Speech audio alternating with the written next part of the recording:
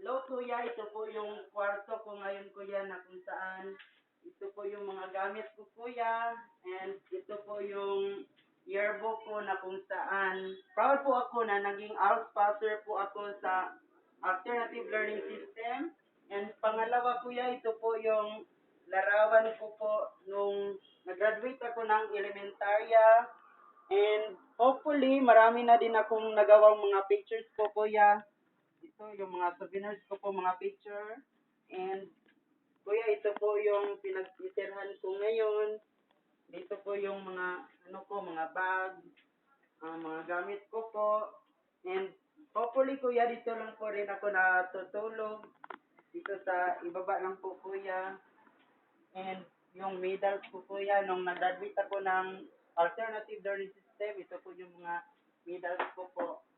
And ito po kuya, maraming salamat and I'm proud to be online housemate kuya. Thank you.